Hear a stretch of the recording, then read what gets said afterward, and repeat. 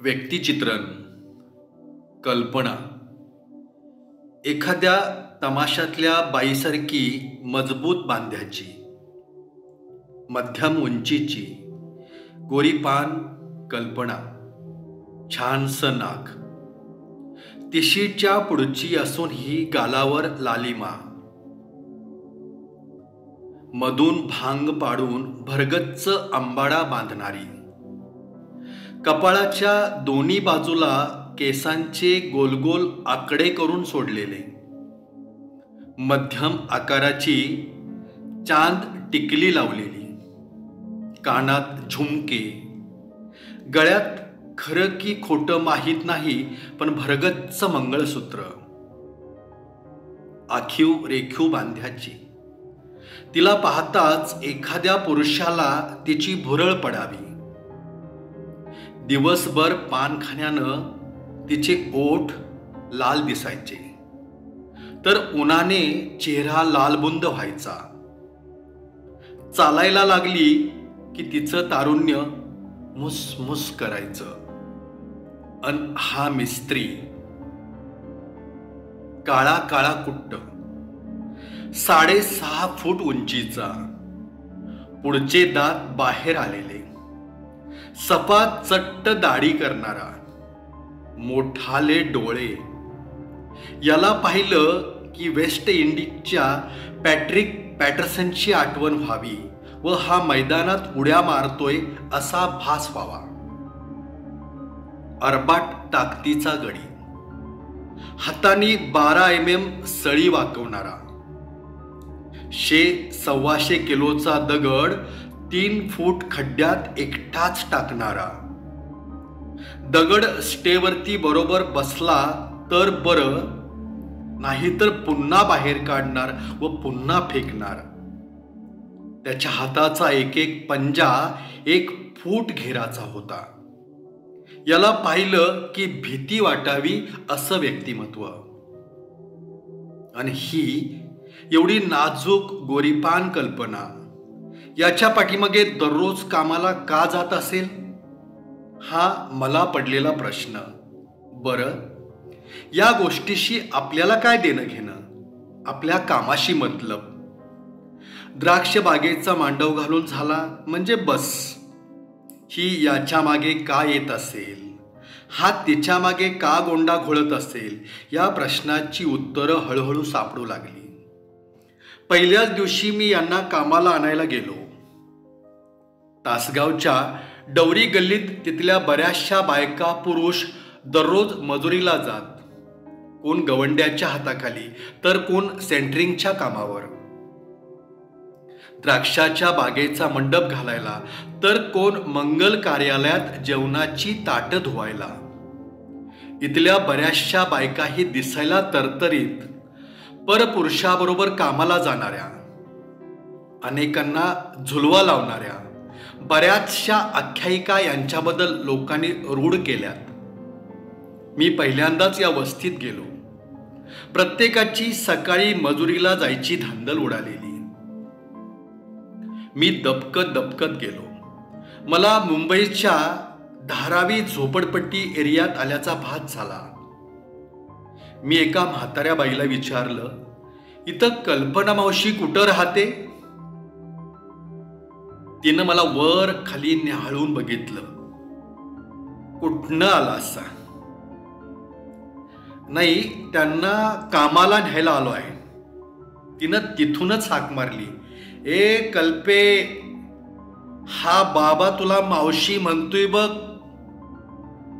ती म्हातारी आपल्या दाताच्या खिडकीतून पचकन तंबाखूची पिचकारी मारून हसली. घरापुढच्या पानपट्टीत ती पानाला चुना लावून कात खसा चोळून चिमूटभर सुपारी आणि थोडासा काश्मीरी स्वाद लावून पानाचा विडा बनवून देत होती. मी तिच्याकडं पहिल्यांदा पाहिलं तेव्हा तिच्याकडं पुन्हा पाहायचं धाडच झालं नाही. मी नजर चोरून विचारलं, तुम्ही कल्पना? होय, मीच कल्पना. मिस्त्रीचा फोन आला होता, थांबा डबा भरती म्हणत आत गेली व पुन्हा बाहेर येऊन आवाज दिला, ए कंठे, सचिनला सांग ते येळावीचं सर गाडी घेऊन आल्यात. थोड्याच वेळात ते सर्वजण गाडीत येऊन बसले. गाडी थोडी कॉर्नरला आली. ओ सर, थांबा थांबा, स्टेशन आलं. मला काही समजेना. त्या दोघी उतरल्या, पुन्हा पानाच्या टपरीजवळ गेल्या. तिघींच्यासाठी एक कवळी पान, सुपारी, कात घेऊन पुन्हा गाडीत बसल्या. मिस्त्री वाटेला थांबला होता. त्यातली म्हातारी कंठी म्हणाली, आला डांबराचा डबा, टाका त्याला टप्पावर. सारे मनमुराद हसले. सर्वांना घेऊन मळ्यात आलो. आता सिमेंट व दगडाने सळी उभा करणे, ज्याला आम्ही स्टे म्हणतो, ते खड्डे भरायचे. त्या सचिन पोरानं वाळूचा डेपो टाकला. सिमेंटचं पोतं कालवलं. तोपर्यंत या तिघी थोडं जेवल्या. तिघींनी पान खाल्लं व उठल्या. मला पहिल्यांदा वाटलं, या बायका सिमेंटच्या पाट्या काय उचलणार. पण एकदा खड्डे भरायला सुरुवात झाली आणि एवढ्या जाडजूड मजबूत बांध्याच्या बायका भिंगरीगत सिमेंटची पाटी टाकून गरखन वळू लागल्या. दगडांचा ढीग लावू लागल्या.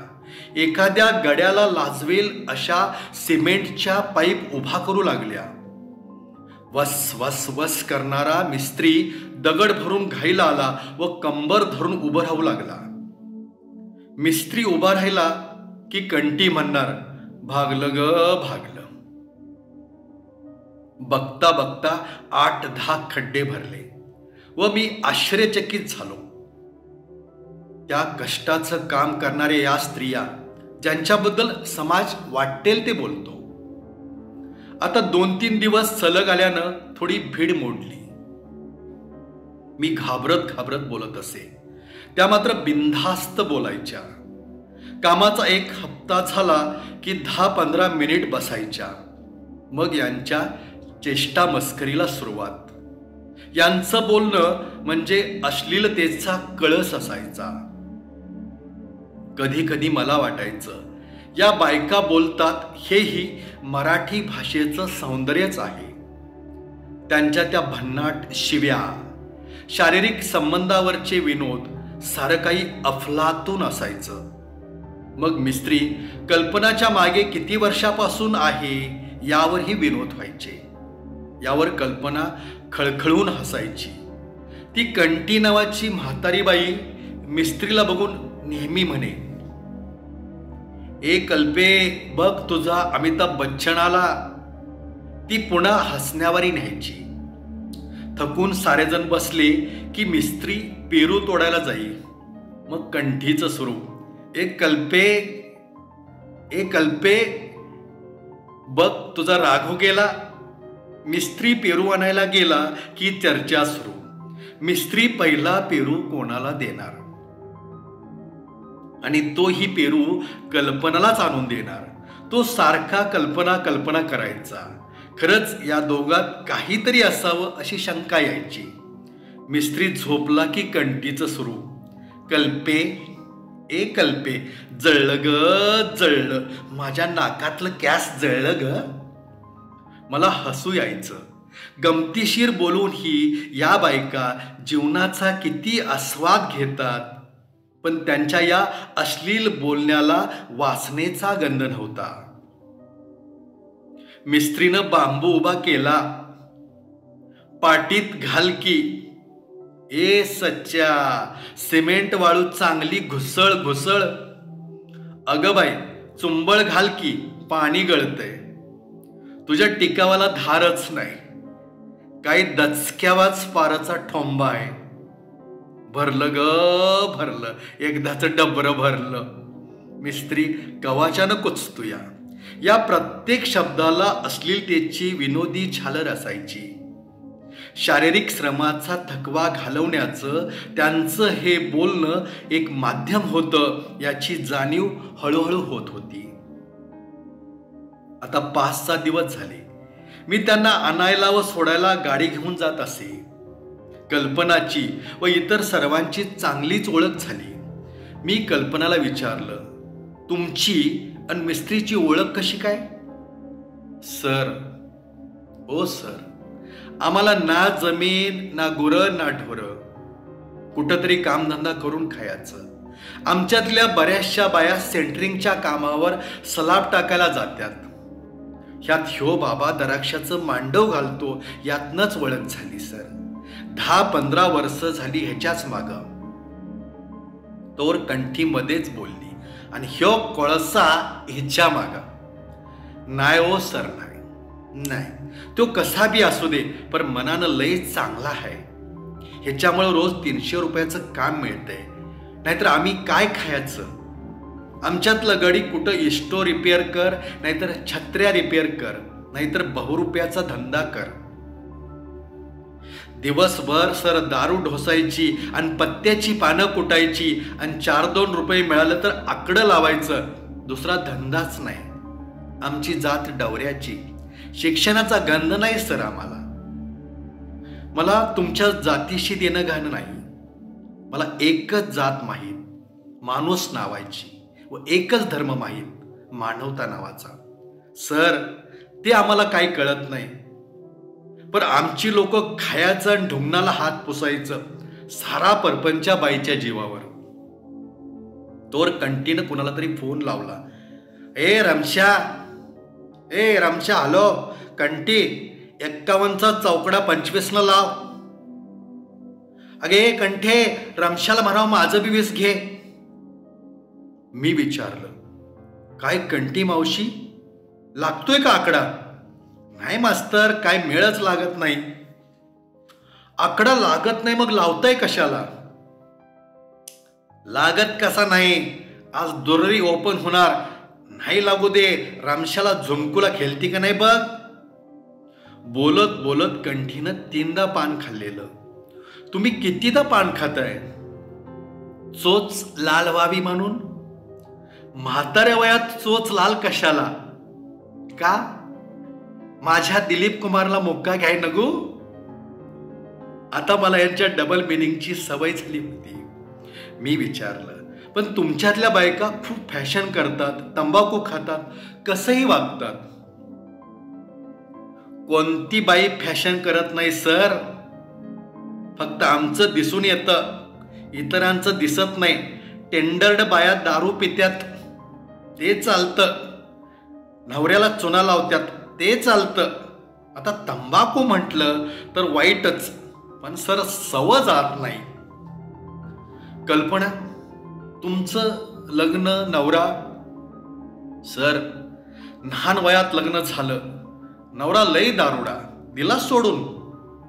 मग एकट्याच राहताय? कंटी मध्येच बोलली. राजेश खन्ना आहे की. बघा म्हातारे. नाही हो सर, नाही. मी कशी आहे मला माहीत. ना घर ना दार. लहान वयात वडील वारलं. पाठीवर भाऊ बहीण. घरात खायला अन्न नसायचं. मग साऱ्या तासगावातनं भाकरी तुकडा मागायचा. त्यात पाठचा भाऊ आजारी पडला. साऱ्या तासगावातनं भीक मागून त्याला जगवला. वयात आल्यावर लोक वाईट नजरेनं बघू लागली. सेंटरिंगच्या कामावर सलाब टाकायला आमची गँग होती. 200-300 पोत्याचा सलाब टाकायचा. सिमेंटानं आंघोळ व्हायची. हातापायाला भस्क पडायचं. सलाबचं काम लई घाण सर. पण कुठलं काम केलं नाही असं नाही. मला मूलबाळ नाही झालं सर. भावाची पोर तीच आपली. त्यांना आता शाळा शिकवतोय, कॉलेजला आहे ती. आमच्या डवरी लोकांना शिक्षणाचं महत्व नाही. पुढारी लोक फक्त इलेक्शनला मत मागायला येतात. आमच्या माणसासने नुसतं आकडा दारू ढोसाय पाहिजे.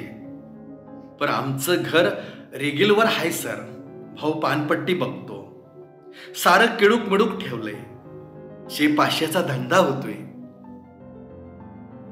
पण हे काम नसल्यावर सर मंगल कार्याला भांडी धुवायला, आचार्याच्या हाताखाली घावल ती करायचं. तालुक्यात कुठं बी मटणाचं जेवण असू दे, भाकरी थापायला आम्हीच की सर. निवडणुकीत 3-3 आठवडं चैनी. रोज 5-10 बोकडं. सर, मी एका बैठकीला 300 भाकरी थापत्या. मला आचारसंहिता राबवणारे TN शेषन आठवले. काय 300 भाकरी? कंठी मधीच बोलली. आणि राहिलेल्यांच्या नळ्या फोडती. गप ग. कंठीनं पुन्हा पान खाल्लेलं. तुम्ही कितीदा पान खाताय? आमच्या जीवावर तर पानमळ्याचा शेतकरी जगलाय सर. पान खाऊन खाऊन व काताने या बायकांच्या जिभा काळ्या पडल्यात. कल्पना, तुम्ही पान नाही खात? कंठी मध्येच बोलली. ती फकस्त होठ रंगवाय पुरतं खाती. तिला दादा कोंडकेची उषा चव्हाण होयाचं आहे. गपगट टवळे, काय बी उपांती हाय म्हणून उपांती का ठेवू झाकून? सर, आम्ही कष्टाचं खातो, हरामचं नाही. घरात सारं काही आहे. 3-4 गुंठ्याचा प्लॉट आहे. फकस्त पोरांना लय शिकवायचं सपा नाही सर.